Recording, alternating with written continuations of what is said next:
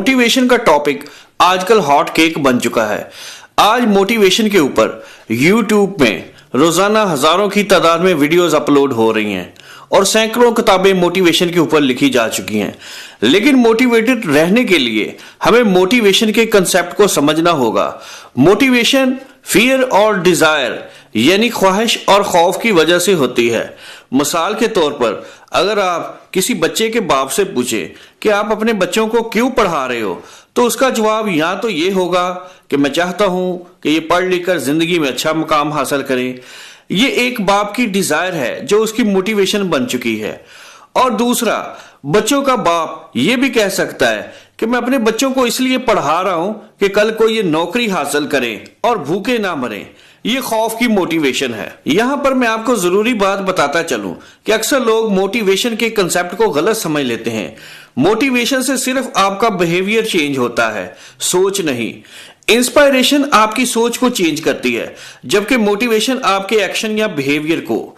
Jim Rohn के मुताबिक अगर आप किसी फूल को मोटिवेट करें तो वो मोटिवेटेड फूल ही रहेगा, लेकिन अगर आप किसी बेवकूफ को अक्लमंद बनाना चाहते हैं तो पहले आपको उसे इंस्पायर करना पड़ेगा ताकि उसकी सोच चेंज हो और उसके बाद आपको उसको मोटिवेटेड करना पड़ेगा। इंस्पायरेशन से होने वाली मोटिवेशन बहुत पावरफुल होती है क्योंकि ये मोटिवेशन बाहर से नहीं अंदर से होती है।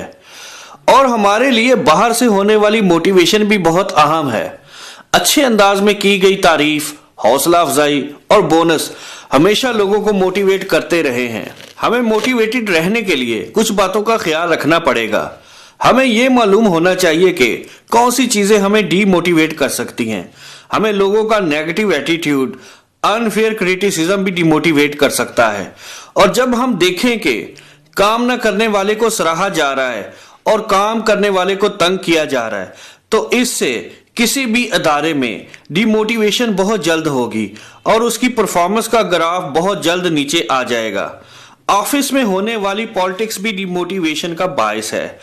इन हालात में मोटिवेटेड रहने के लिए हमें यह समझना होगा कि इस दौरान हम पॉजिटिव रहें और पॉजिटिव लोगों से जुड़े रहें और उन कामों पर फोकस करें जो कि हमारे कंट्रोल में है। इन हालात में अक्सर यह हो जाता है कि हमारा फोकस उन चीजों पर होता है जिन पर हमारा कंट्रोल नहीं होता और हम स्ट्रेस का शिकार होकर डिमोटिवेटेड हो जाते हैं और नाकामी का शिकार हो जाते हैं।